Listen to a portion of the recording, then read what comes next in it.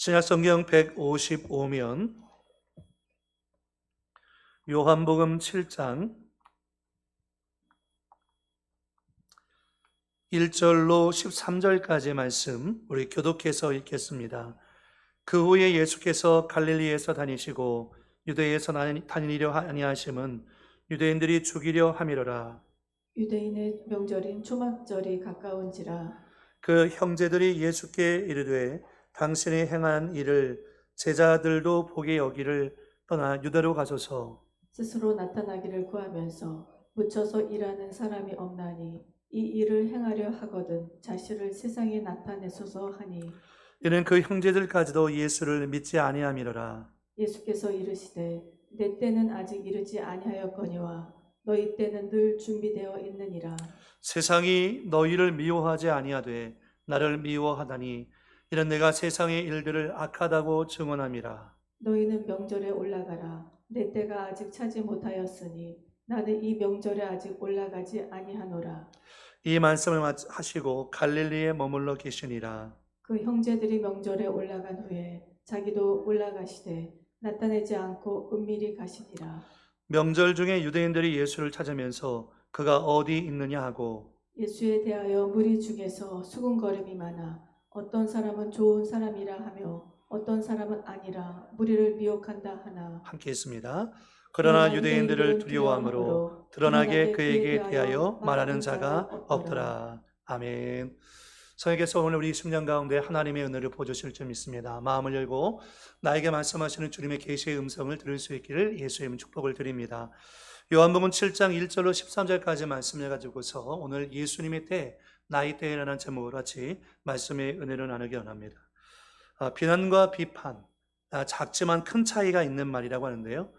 서천석 씨의 마음을 읽는 시간이라는 책 가운데 보면 이런 내용이 나옵니다. 비판은 상대가 더 나은 방향으로 나아갈 바 바라는 마음에 한 것이고, 비난은 이유도 없이 자신의 우월감을 위해서 상대를 깎아내릴 때 하는 것이 비난이다라고 얘기합니다. 그래서 비난에는 세 가지 특징이 있는데, 첫 번째가 상대의 행위가 아니라 상대의 인격을 공격한다는 것입니다. 그래서 예를 들어서 너는 왜 이렇게 게으르냐? 당신은 도대체 내게 믿음을 주지 않아? 이런 식으로 상대방의 어떤 행위가 아니라 상대방의 인간성이나 상대방의 인격을 공격하는 것이 비난이라는 거죠. 두 번째가 상대로 인한 피해를 과장하는 것이 비난이라고 얘기합니다. 예를 들어서 너 때문에 내가 늙는다라는 표현이나 당신으로 인해서 내 인생은 완전히 망가진 거야 라고 얘기하는 것은 과장하고 있다는 거죠. 또 세 번째는 좋게 해결할 생각이 없을 때 우리는 비난하게 되어 있다는 것입니다. 예를 들어서 너랑 다시 보면 내가 사람이 아니다 라는 표현이나 날 설득하려고 하지 마, 이제 네 말을 듣지 않을 거야. 그러니까 뭔가 실마리를 풀어볼 노력을 하지 않을 때 우리는 상대방을 향해서 비난하게 되어 있다는 것입니다. 예수님 공생의 세계를 살아가면서 예수님께서 가장 많이 당한 것이 있다면 아마 이 비난과 조롱, 인신모독이라든지 어떤 불신과 빈정거림, 의심과 민중의 선동가라는 얘기도 들었고, 또 심지어는 귀신이 들렸다라는 얘기까지도 예수님은 들으셨습니다. 아마 여러분이 이런 얘기를 듣는다면 아마 그 말이 굉장히 큰 상처가 되었을 것입니다. 우리가 성경 읽다 보면 예수님께서 이런 말씀을 듣고서 얼마나 상처를 받으셨을까. 우리였다면 그 말 한마디 한마디가 정말 독과 같이, 비수와 같이 우리의 마음 가운데 찔러 우리를 넘어지게 만들고 좌절하게 만들고 염려와 걱정과 두려움에 휩싸이게 만드는 그런 것들이 굉장히 많았다는 거죠. 특히 유대의 종교 지도자들은 예수님에 대해서 마음을 아예 굳게 닫고서 어떡하면 예수님의 흠을 찾으려고 노력했던 자들이 유대의 종교 지도자들이었습니다. 아마 여러분 우리 주변 가운데 누군가가 여러분의 흠만을 잡으려고 아마 눈에 불을 켜고서 아마 쫓아온다면 그것만큼 힘들고 스트레스 받는 일이 없을 겁니다. 우리의 모든 일거수일투족, 말 한마디까지도 꼬투리 잡으려고 그렇게 추적한다면 그 얼마나 피곤한 인생을 살게 되겠습니까? 그런데 예수님은 이와 같이 종교 지도자들만 예수를 향해서 비난과 조롱, 빈정거림과 불신과 예수를 향해서 모독한 말을 서슴지 않은 것이 아니라 예수님의 형제들과 가족들도 그랬습니다. 심지어는 예수님 그 곁에 가까이 있는 사람들조차도 예수님을 향해서 나중에 조롱하면서 떠나간 사람들도 얼마나 많이 있는지 모릅니다. 우리가 지난 시간에 요한복음 6장 말씀 가운데 예수님은 나는 생명의 떡이라 라고 말씀했습니다. 이 말 때문에 유대인들은 시험이 들고 제자들 가운데도 이 말을 이해하지 못해서 넘어지는 사람도 있었습니다. 아니 과연 누가 자신의 살을 먹이며 자신의 피를 먹이겠느냐? 그러니까 그 사람들은 육체적인 생각, 이성과 합리적인 생각으로 예수의 말씀을 이해하려고 했지만 영의 말씀을 그들의 육의 생각으로 이해할 수가 없었던 거죠. 하나님의 말씀은 하나님께서 이끌어주지 않고 성령께서 깨닫게 해주지 않고서는, 그들이 거듭나지 않고서는 하나님의 말씀을 알 수가 없다는 것입니다. 여러분, 오늘 이 밤에도 바라고 소망하기는 여러분이 성령께서 감화 감동하시고 여러분 마음밭을 열어주셔서 하나님의 놀라운 역사가 일어날 수 있기를 예수의 이름으로 축복을 드립니다. 예, 여러분 마음을 열고 주님의 음성을 들을 수 있기 바랍니다. 그래서 마태복음 13장 55절 이하에 보면요, 이는 그 목수의 아들이 아니냐, 그의 어머니는 마리아, 그의 형제들은 야고보, 요셉, 시몬, 유다라 하지 않느냐, 그 누이들은 다 우리와 함께 있지 아니하냐, 그런즉 이 사람의 이 모든 것이 어디서 났느냐. 예수님의 가족이 상당히 많았죠. 형제가 많았다라는 것을 얘기합니다. 예수를 배척한지라 예수께서 그들에게 말씀하시되 선지자가 자기 고향과 자기 집 외에서는 존경을 받지 않음이 없느니라 하시고 그들이 믿지 않음으로 말미암아 거기서 많은 능력을 행하지 아니하시리라. 그러니까 예수님이 이 땅 가운데 믿음을 주기 위해서 오셨는데 그들의 마음에 갖고 있었던 선입견과 편견 때문에 마음을 굳게 닫고 예수님을 구주로 영접하지 못했다는 거죠. 누구조차도요? 가족들조차도. 가족들은 예수가 메시아인 것을 믿지 못했습니다. 인간적으로는 예수님을 사랑하고 예수님을 포용하고 예수님을 사랑하는 마음이 있었습니다. 그러나 영적으로는 예수님이 구주인 것을 가족들조차 믿지 못해서 예수를 배척하고 의심의 눈초리로 주님을 바라보고 있었다는 거죠. 더욱이 예수님이 생명의 떡이라고 말씀하시니까 여러분 주변 사람들이 뭐라고 얘기합니까? 미쳤다고 얘기합니다. 미쳤다고. 아니 왜 저런 이야기를 하는 거야 도대체. 아니 저런 말만 하지 않는다면 우리가 얼마든지 예수를 좋은 랍비, 좋은 선생으로 따라다니겠는데 그를 존경하겠는데 아니 저 양반이 날마다 나를 먹어야 한다는 둥, 나를 마셔야 한다는 둥, 이런 말을 하니까 그 사람들이 예수를 미쳤다, 귀신 들렸다 얘기하고 그 말이 예수님의 가족들의 귀에 들린 거죠. 그러니까 이 가족들의 생각에도 예수님께서 그런 말을 하는 것이 상당히 심리적으로 싫었던 겁니다. 그래서 예수님을 말려오고 싶은 마음이 가족들의 마음 가운데도 있던 거죠. 예수님 부끄러웠던 거죠. 예수님이 제발 좀 그렇지 않았으면 좋겠다는 생각들이 가족들의 마음 가운데 있었다는 것입니다. 그 본문의 배경에는 형인 예수님에 대해서 가족들이 굉장히 고민하고 있는 내용이 나오고 있습니다. 예수님께서 유대인들이 예수님을 죽이려는 모의를 하고 있다는 사실을 알고서 유대를 떠나 갈릴리로 다니시기 시작했습니다. 1절 말씀에 그 후에 예수께서 갈릴리에서 다니시고 유대에서 다니려 아니하심은 유대인들이 죽이려 아니미로라. 유대인들이 예수님을 죽이려고 하는 생각을 아셨기 때문에 예수님이 예루살렘을 떠나 갈릴리에 머물려고 하셨습니다. 그런데 그때가 언제였냐면 2절에 보니까 유대인의 명절인 초막절이 가까운지라 생명의 떡인 말씀을 증거하실 때가 6월절이었습니다. 6월절 다음 날부터 이스라엘 백성은 광야 40년을 기념해서 초막절 절기를 지키게 되어집니다. 하나님의 은혜를 잊지 말자는 거죠. 근데 유대인의 명절인 초막절이 가까웠는데 3절에 보니까 그 형제들이 예수님께 이렇게 얘기합니다. 당신이 행하는 일을 제자들도 보게 여기를 떠나 유대로 가소서. 스스로 나타나기를 구하면서 묻혀서 일하는 사람이 없나니 이 일을 행하려 하거든 자신을 세상에 나타내소서. 형제들의 이런 말은 예수님의 마음을 한 번 더 고통스럽게 만든 것입니다. 왜냐하면 요한복음 6장 말씀 가운데 제자들조차도 예수님의 생명의 떡이라는 그 말씀을 이해하지 못하고 떠나가 버렸습니다. 그래서 주님이 남겨져 있는 12명의 제자에게 물으셨죠. 너희도 가려느냐? 라고 물었습니다. 그때 베드로가 얘기하죠. 주여 이 주께 영생의 말씀이 있사오니 우리가 어디로 가겠습니까? 라고 베드로가 고백합니다. 그런데 오늘 예수님의 형제들이 예수님에게 뭐라고 얘기하냐면 한 번 더 고통을 주는데 예수님을 명예주의자로 오해하고 있는 듯한 말을 합니다. 아니, 사람 없는 데 있지 말고 사람 많은 데 가서 당신의 존재를 드러내라고. 그리고 갈릴리에서는 당신은 미친 사람이라 얘기하니까 여기를 떠나가지고 유대로 가라고. 예수님의 형제들이 예수님에게 이런 말을 서슴지 않고 하고 있는 거죠. 이 말씀을 들었을 때 예수의 마음은 어땠을까? 하스킨스라는 사람은 이렇게 말합니다.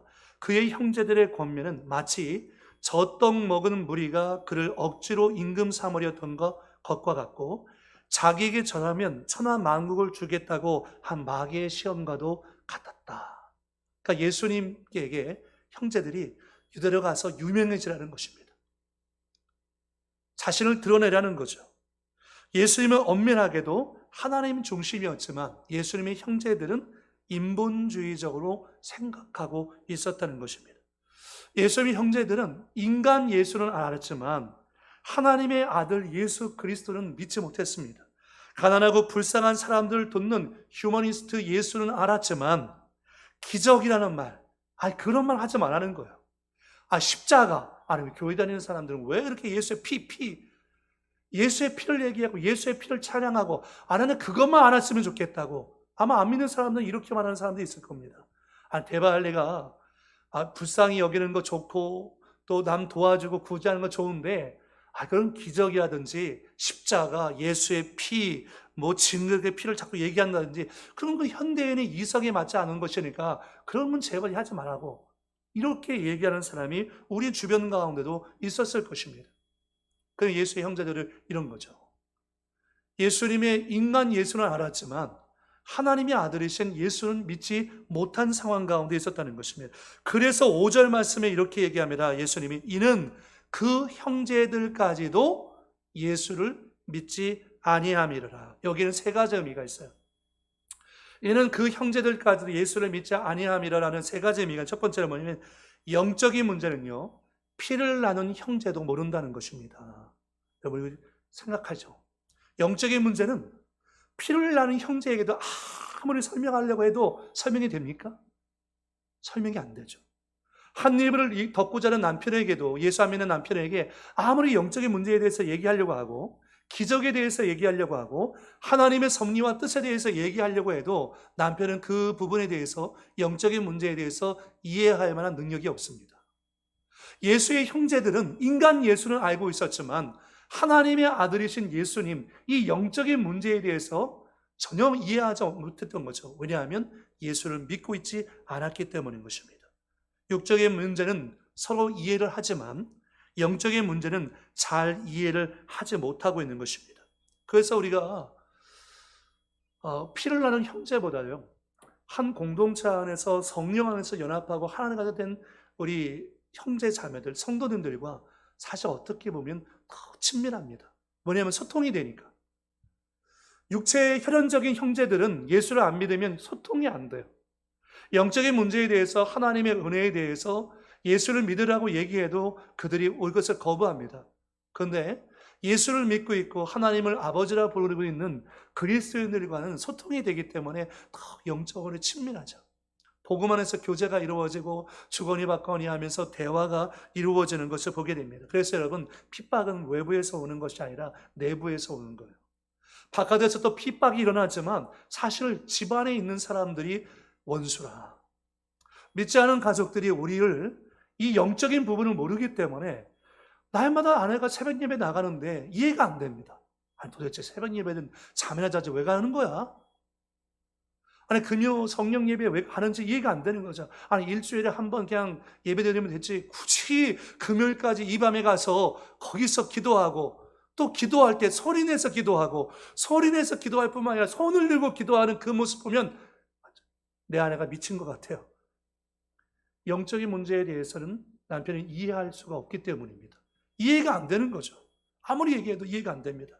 그러니까 영적인 문제도, 영적인 피를 나는 형제라 할지라도 그들이 진리를 모르기 때문에 거부하고 이해를 못한다는 것입니다. 그러나 여러분, 나중에 사도행전 1장 14절 말씀 가운데 보면 예수님이 형제들이 예수를 영접합니다. 그리고 오순절 마가다락방에서 성령 체험하죠. 그래서 1장 14절에 보면 여자들과 예수의 어머니 마리아와 예수의 아우들과 더불어 마음을 같이하여 오로지 기도에 힘쓰더라라고 했습니다. 그들이 나중에 예수를 믿고 변화가 되어집니다. 전에는 인간 예수만 알았는데 부활하신 예수님 만나고 오순절 마가다락방의 성령 강림 사건 이후에 그들이 메시아 예수 그리스도를 온전히 믿게 되었다는 것을 말씀한 거죠. 여러분, 영적인 문제는 피를 나는 형제도 모릅니다. 두 번째는요, 예수님께서도 가족의 거부, 상처, 거절의 아픔을 가지고 계셨다는 것입니다. 우리가 가정 공동체에 있지만 때로는 원치 않은 거절과 거부와 상처를 받을 때가 있습니다. 그런데 예수님도 가족들에게, 형제들에게 상처를 받고 있는 거죠. 예수의 마음을 조금 더 이해하지 못하고 예수를 그냥 슈퍼스타 정도로 생각하고 있고 인본주의적으로 생각하는 가족들의 모습을 보면서 예수를 거부하고 있는 그들의 모습이 예수님에게 상처가 될 수 있죠. 세 번째는 예수님은 형제들에게 의해서 상처나 조롱, 의심을 당했지만 그러나 섭섭한 감정을 갖고 있지 않았습니다. 왜냐하면 가족들이 모르니까. 여러분, 모르는 사람한테 화나는 게 무슨 의미가 있어요? 모르는 사람한테. 어른이 아이와 싸우고 있으면 지나가는 사람이 뭐라고 얘기해요?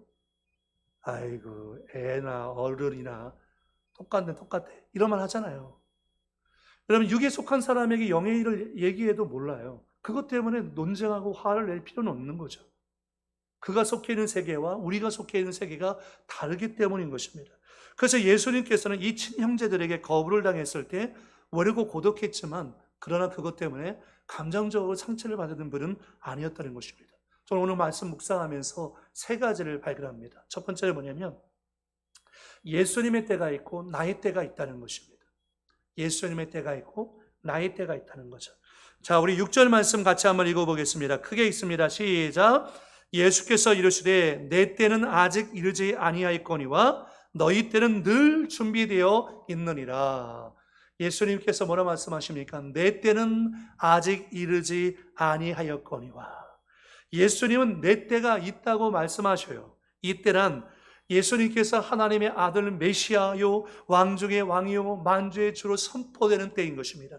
예수님께서 십자가에서 우리의 모든 죄와 허물을 담당하시고 못 박혀 죽으심을 말미암아 우리를 구원하실 순환의 때, 고난의 때, 그 때가 다가오고 있다라는 것을 말씀하고 있다는 거죠. 여러분, 주님의 때가 있다는 것은 그 때가 지금 서서히 다가오고 있다는 것입니다. 오늘 이 밤에 여러분에게 주님이 내 때가 있다라고 말씀하는 것은 그 때가 다른 의미로 본다면 주님의 때가 지금 시시각각으로 다가오고 있다는 것입니다. 그 말씀은 뭐냐는 거죠. 예수는 십자가에 못 박혀 죽으심으로 그가 참 메시아인 것을 알게 되는 때가 있다라고 말씀합니다. 이 말씀은 진짜 가나의 혼인잔치 가운데서 주님이 말씀하신 거예요. 예수님과 어머니 마리아가 혼인잔치에 초청을 받아서 갔습니다. 어머니 마리아가 그 주인에게 들었던 소식이 뭐냐면 그 잔치 자리에 포도주가 떨어졌다는 소식이었습니다. 잔치에 흥을 돋구는 포도주가 떨어졌다는 것은 손님들에게 굉장히 큰 신뢰였습니다. 그런데 예수님의 어머니 마리아가 예수님께 찾아가서 얘기하죠. 포도주가 떨어졌다고. 왜 얘기합니까? 주님의 기적을 요구한 것입니다. 그때 예수님께서 뭐라고 말씀하셨냐면 분명히 주님은 기적을 일으킬 수 있는 분이지만 주님이 이렇게 말씀하시죠. 예수께서 이르시되 여자여 나와 무슨 상관이 있나이까? 내 때가 아직 이르지 아니하였나이다. 여기서 말하고 있는 그 때는 뭡니까? 예수님께서 우리 모든 죄와 허물을 담당하시고 십자가에 못 박혀 죽으시는 그 순환의 때를 말씀하고 있는 것입니다. 주님은 이 때를 향해서 째깍째깍 한 걸음씩 한 걸음씩 계속해서 나아가고 있는 것입니다. 저와 여러분은 우리의 시간대에 있는 것이 아니라 우리는 하나님의 시간대 안에 살고 있습니다. 하나님의 주권적인 시간대 안에 살고 있습니다. 우리는 우리의 길을 걷고 있는 것이 아니라 하나님의 섭리와 하나님의 뜻 가운데서 그분의 시간을 걷고 있는 것입니다. 근데 그분의 시간을 깨닫고 그분의 때에 순종하는 사람이 있는가 반면에 그분의 시간대 안에 살고 있으면서도 그분의 뜻을 깨닫지 못하고 나의 때만을 바라보고 사는 사람들이 있습니다. 그러나 오늘 우리는 하나님의 때 안에 살고 있기 때문에, 하나님의 시간대 안에 살고 있기 때문에 그 때를 생각하고 그 때를 깨닫고 순종하는 삶을 살아야 하는 것입니다. 지금 주님의 때가 있다는 거죠. 여러분, 나는 급해도 하나님은 하나님의 때를 기다리십니다. 하나님 지금이요, 당장이요. 하지만 여러분, 주님의 때가 있어요. 하나님의 때가 있다는 거죠. 그런데 하나님의 때가 있다는 것은 그 때가 지금 오고 있다는 것을 의미하고 있는 것입니다. 예수님 말씀합니다. 요한복음 12장 23절 말씀에 예수께서 대답하여 이르시되 인자가 영광을 받을 때가 왔도다. 어떤 때입니까? 내가 진실로 진실로 너희에게 이르노니 하나님의 밀이 땅에 떨어져 죽지 아니하면 하늘 그대로 있고 죽으면 많은 열매를 맺느니라. 그 인자가 말하고 있는 그 영광의 때는 뭐냐면 인자가 하나님의 밀이 되어서 땅에 떨어져 죽는 때를 얘기하는 것입니다. 왜냐하면 예수님은 죽음을 통해서 우리를 구원하셨기 때문인 거죠. 그 때를 인자가 영광을 받은 때라고 주님은 말씀하고 있는 것입니다. 여러분, 영적인 통찰력, 믿음이라는 것은 하나님의 시간을 깨닫고 나의 시간을 그분의 시간에 맞추는 것입니다. 영적 통찰력이 있는 사람, 이렇게 해요. 믿음이 있는 사람은, 영적 통찰력이 있는 사람은 하나님의 시간을 깨닫고 나의 시간을 그분의 시간대 앞에 맞춰요. 그때 맞출 때에 역사를 해석하고 고난을 해석하게 되어지고 나의 삶을 재해석하게 되어집니다. 하나님의 시간의 관점에서 이해할 수 있다는 거죠. 그때 우리는 이렇게 고백합니다. 함께 고백할까요? 시작. 뭐라고 고백하냐면 하나님이 옳습니다. 좀 더 여러분 크게, 하나님이 옳습니다. 네. 우리가 하나님의 시간을 깨닫고 그분의 시간을 나의 시간을 맞추게 되어지면 우리는 이렇게 고백할 수밖에 없어요. 하나님이 옳네요. 하나님이 옳습니다.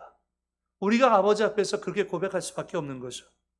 인간의 시각으로 보면 이럴 수가 있습니까, 하나님? 내가 이렇게 힘든데요 라고 고백하게 되지만 하나님의 관점과 하나님의 시간 안에서 본다면 하나님이 옳습니다 라고 우리가 고백하게 되어진다는 것입니다. 여러분, 하나님의 때가 있다는 것을 믿으시기를 축복합니다. 두 번째는요, 예수님을 미워하는 세상의 의미가 있습니다. 예수를 미워하는 세상. 7절 말씀해 보니까 세상이 너희를 미워하지 아니하되 나를 미워하나니 이는 왜냐하면 내가 세상의 일들을 악하다고 증언함이라. 요한복음 이제 13장 이하에 고별 설교에도 예수님께서 말씀하시는데요. 15장 18절 이하에 보니까 세상이 너희를 미워하면 너희보다 먼저 나를 미워한 줄을 알라. 너희가 세상에 속하였으면 세상이 자기의 것을 사랑할 것이나 너희는 세상에 속한 자가 아니요 도리어 내가 너희를 세상에서 택하였기 때문에 세상이 너희를 미워하느니라. 여러분, 우리는 세상에서 미움받을 용기가 있어야 합니다. 예수를 증거하면 세상은 우리를 미워할 것입니다. 그런데 그때 미움은 우리를 미워하는 것이 아니라 우리 안에 계신 예수님을 미워하는 것이다. 왜 예수님을 미워합니까? 예수님이 이 땅에 오셔서 세상을 악하다라고 말씀하셨기 때문입니다. 예수님이 이 땅 가운데 오실 때 빛으로 오셨는데 어둠에 있는 사람들에 대해서 어둠을 폭로하고 그들의 더럽고 추악한 모습들을 폭로하셨습니다. 그래서 어둠에 속한 사람들은 예수를 미워하고 증오했습니다. 자기 기득권을 빼앗길 것을 두려워했습니다. 그러나 예수님은 그 미움받는 것을 두려워하지 않고 오히려 미움의 절정인 죽음을 통해서 하나님의 의를 성취했다는 것입니다. 여러분, 우리가 이 악한 세대를 살아가면서 우리가 분명히 깨달을 수 있는 것은, 예언할 수 있는 것은 어제보다 오늘, 오늘보다 내일 그리스도인들은 더 세상으로 더 미움을 당하게 될 것입니다. 우리는 순교의 위기에 직면할 수도 있습니다. 예수를 믿는 것 때문에 손해를 볼 수도 있습니다. 그런 위기 가운데 올 수 있다는 거죠. 그러나 그때 우리는 주님을 생각해야 한다는 거죠. 마지막 세 번째는 하나님의 뜻만이 예수님을 움직인다는 것입니다. 저는 이것도 중요하다고 생각합니다. 하나님의 뜻만이 예수님을 움직인다. 우리 8절 9절 말씀 같이 읽어볼까요? 시작. 너희는 명절에 올라가라. 내 때가 아직 차지 못하였으니 나는 이 명절에 아직 올라가지 아니하노라. 이 말씀을 하시고 갈릴리에 머물러 계시니라. 예수님 어떻게 하셨습니까? 이 말씀을 하신 다음에 갈릴리에 머물러 계셨다는 거예요. 형제들이 예루살렘에 가서 자신을 드러내라 라고 주님에게 말씀하셨습니다. 그들이 말했어요. 그러나 오히려 예수님은 그들의 요구를 물리치시고 갈릴리에 머물러 계셨다는 거죠.